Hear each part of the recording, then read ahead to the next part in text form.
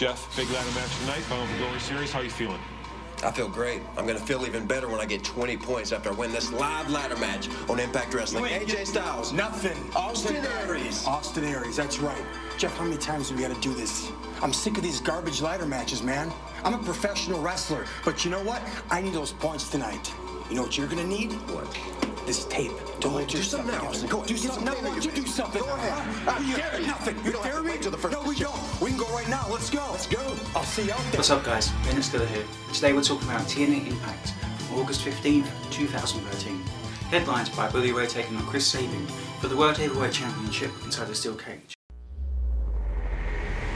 What a spectacle! A bloody, violent, brutal, physical, sick spectacle. How much pain those young men in right now. Good Lord!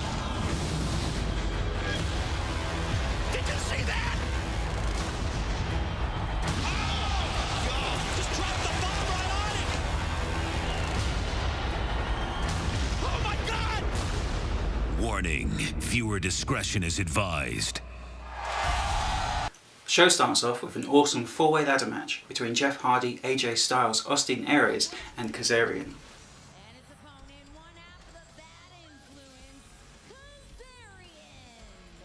This match was for 20 points in the Bound for Glory series and would probably give the lead to somebody who was either at the bottom, like Kazarian, or somebody who was closer to the top, like Austin Aries or Jeff Hardy.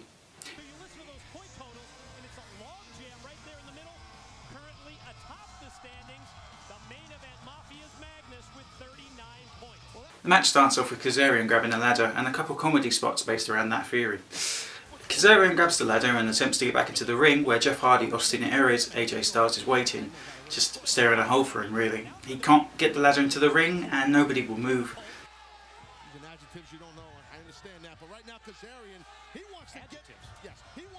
So Austin Aries eventually gets outside of the ring and attacks him, and we're left with an awesome matchup inside the ring between AJ Styles and Jeff Hardy.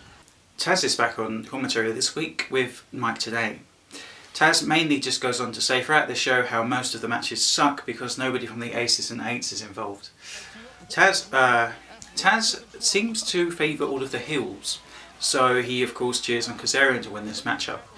Because AJ Styles already turned down the Aces and Eights, he hates Jeff Hardy with a passion, and Austin Aries is somebody who he just deems cocky but respectable. It's interesting. There's a couple great spots, including 3 ladders inside the middle of the ring, where Austin Aries scores an awesome sunset flip powerbomb to Jeff Hardy.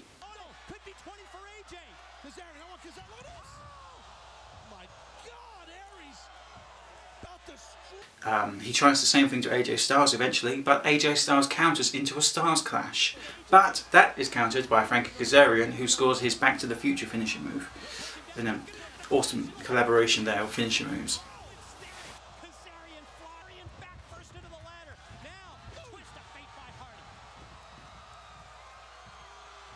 Eventually, Rude and Daniels interfere, or show up on the ramp, and just as Austin Aries is about to win, Rude gets up on the apron, distracting the referee in a ladder match.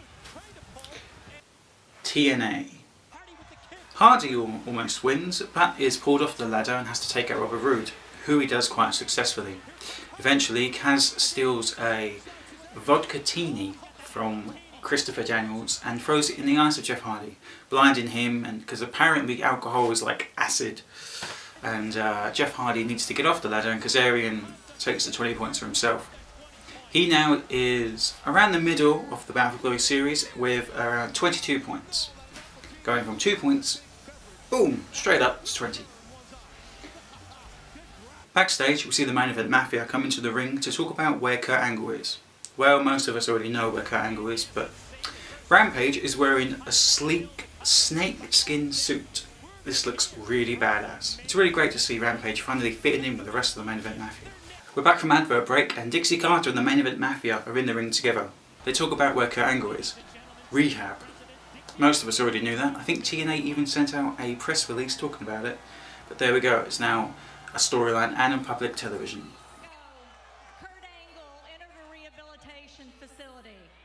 The Aces and Eights walk out and talk about how main event Mafia are down a man, which is good because it means that they're not turning Kurt Angle being in rehab into a storyline. Thank God Russo is gone. The Aces and Eights say that next week they're going to retire somebody from TNA Impact forever. Now, if you ask me, my money in this match would probably be on Knox getting pinned.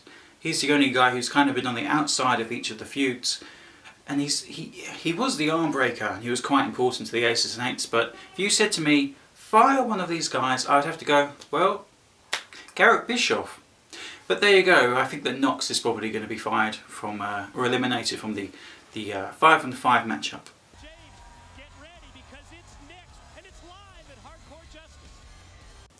Next up, we have a 3-way hardcore knockouts match with the hardcore knockout Mickie James not defending her championship against ODB and Gail Kim. Now this is very, very strange because a hardcore no count outs, falls count anywhere style tag team match was originally advertised between Velvet Sky and ODB taking on Gail Kim and Mickie James, but for some reason here we have a 3-way match. Very strange. Looks like someone's sweatshirt. Oh no, that's a brassiere. My mistake, sorry. I thought it was like a hoodie or something. A great back and forth match with Gail Kim and Mickie James constantly attacking ODB with some cool spots. ODB eventually gets the ring with her BAM, TKO, on a steel chair onto Gail Kim. So Mickie James wasn't pinned and still looks kind of strong as the Knockouts champion.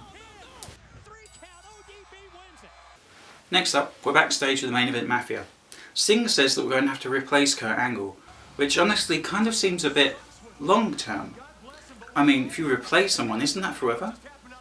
It's interesting. I wonder where Kurt Angle is actually going to get out of rehab. I mean, it took Jeff Hardy about 6 or 7 months to return after he was in rehab, so it's kind of scary to think about a long-term TNA going into Battle for Glory without Kurt Angle. It's interesting, especially as the Rampage storyline is now moving forward with Tito. Sting, backstage, of course, talking to the main event Mafia, says that he's going to go and find somebody to try and get them to be Kurt Angle's replacement.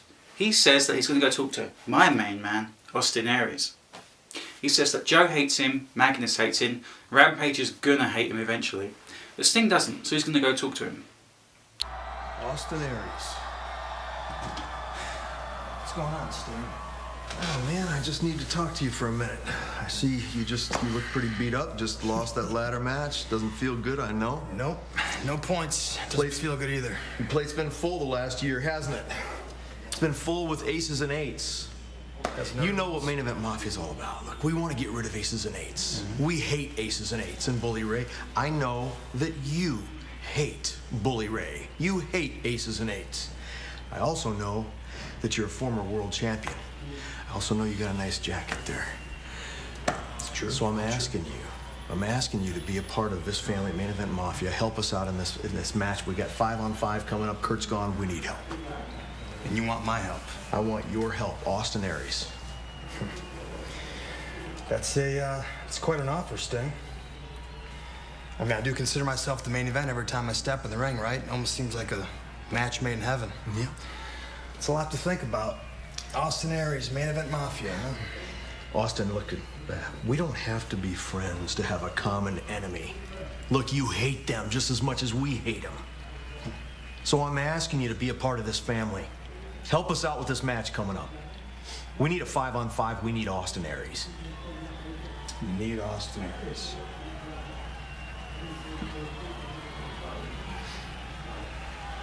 After we're back for the advert break, Sting shows up and says that now he hates Austin Aries as well because Austin Aries said no.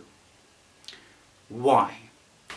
If Magnus and Samoa Joe had Austin Aries' back, that means that they would make up 25% of the Battle for Glory series itself, which means that, well, let's think about what happened at the start of the show in the ladder match. This new group of 25%ers cost Austin Aries his match. They also cost Jeff Hardy his match, but it just makes no sense. Austin Aries would say no to backup, no to having his own 25% group of 3 guys, where they could all watch each other's back, just like now Rude, Daniels and Kazarian are doing.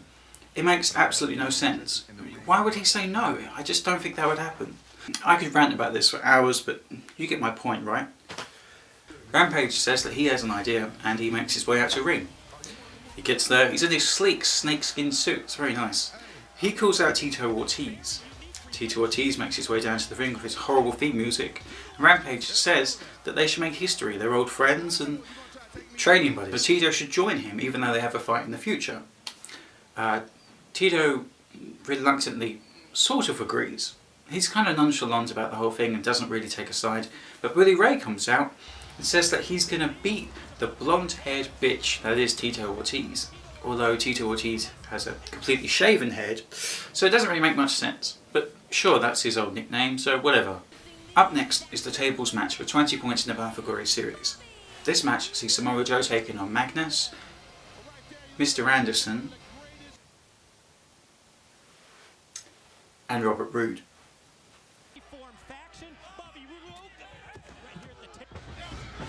Oh, watch out. Oh, guys! Oh. Well, you see, this is the issue here. Yeah, you've got the two main event Mafia members in Magnus and Samoa Joe. Even though they compete. This is really great. We've got two feuds that all kind of make sense and mesh together as one. It's really awesome. Throughout the entire match we see Magnus and Samoa Joe constantly working together, and they don't turn on each other at all. It's a really awesome dynamic that you just don't often see in matches like this. You always think that, oh, they're a tag team now, but it's every man for themselves. They're going to turn against each other. But they don't. They constantly work throughout with each other, and Mr. Anderson and Roode, although acting like a tag team for a while, eventually turn on each other. So it's funny. The heels turn on each other, the faces don't. It's really great, really different. I enjoyed this.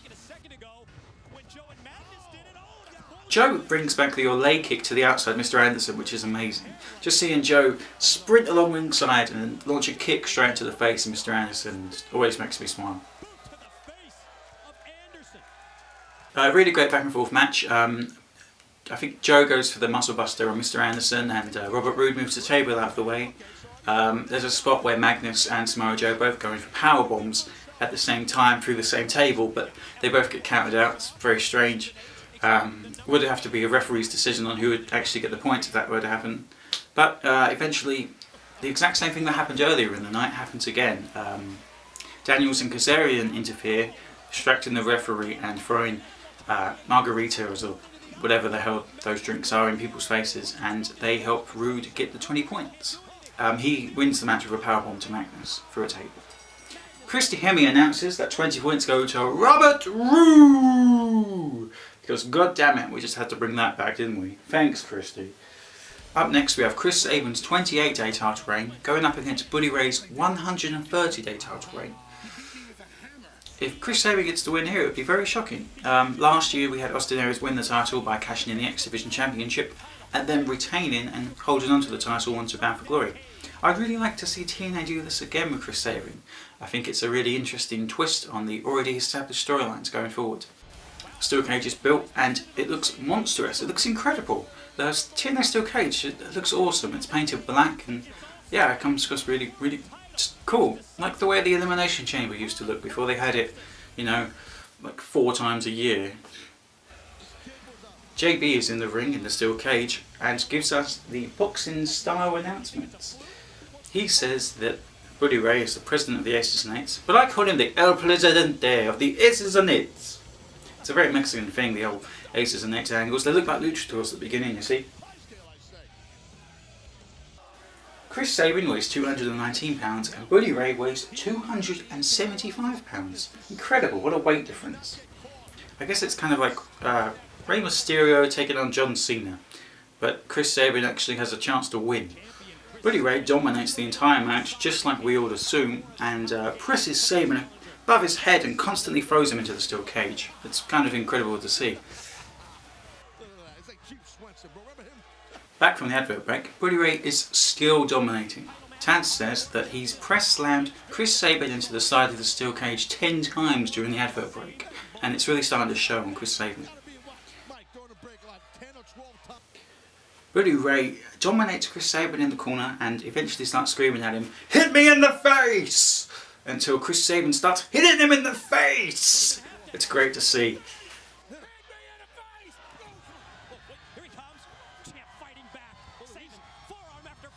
Eventually, Ray shouts, "This is how I should have finished you," and goes for the powerbomb. Sabin counters out and eventually takes control. He scores a huge Death Valley driver where he just literally throws Bully Ray it's incredible. He then takes off Bully Ray's aces and eights jacket and starts whipping him. The referee goes down, and then the referee gets absolutely destroyed against the steel cage. Takes a hell of a bump here. Really brutal. Chris Sabin is about to leave the steel cage when Ken Anderson runs down and gets in front of it. He screams, "You shall not pass!" at Chris Sabin, and Chris Sabin's pretty much locked in the cage. Not that it would matter because, you know, the referee's out anyway. Rampage Jackson runs down for the save, and this is where things get a bit interesting. Rampage Jackson takes out Mr. Anderson by throwing him off the stage. Tito Ortiz is behind him and hits him in the back of the head with a hammer. What the hell? Where did this come from? Oh yeah, he debuted as a heel with the mission to attack Rampage Jackson. We kind of... Did no one else see this coming? I kind of saw it coming. Bully Ray scores a huge powerbomb, really jacking the back of Chris Sabin's neck against the ground, and just gets the pin, pins him straight up with the referee there, and doesn't even have to use the hammer to win. He just, that's it, just huge powerbomb, pins him, yeah, destroys him, kills him. Your new World Heavyweight Champion, Bully Ray. This free pay-per-view idea, yeah, it pretty much works. You know, I think it's pretty good. It's not... The cuts are still quite fast. I mean, if they had 3 hours instead of the 2 hours, I think that would really make this quite special. You know, could you imagine if it started an hour earlier like they did before when they were on Monday nights with Hogan? I think that would make these things special, make them really stand out. But at the moment, as they stand, yeah, it's still pretty good. Only 4 or 5 matches, but decent lengths. I mean, you know, the risk was still there. Only 1 championship on the line, no X Division champion. But we do have next week to look forward to. Next week on the card we have Joseph Park taking on Jay Bradley, Christopher Daniels, and Hernandez. Great. I really hope Jay Bradley wins that one. It'd be great to see him get 20 points, and TNA doesn't have to job anybody out too much. You know, he could just fluke victory, but he doesn't look like a complete and utter loser the way they're booking him right now. I think there's also going to be a next division match. Sanjay Dutt was seen entering the arena. I don't know. I could have read the spoilers, but then what's the point of doing reviews if I'm reading spoilers? You know, you want to get my total reactions, and here they are. Here are my total reactions in full blistering HD in my living room with the horrible sound echoing off the walls. If you enjoyed this video, thanks just for getting this far. Yeah, I'll see you next week where we will be talking about TNA Impact August 22nd, something like that. Yeah, thanks. Take it easy, guys.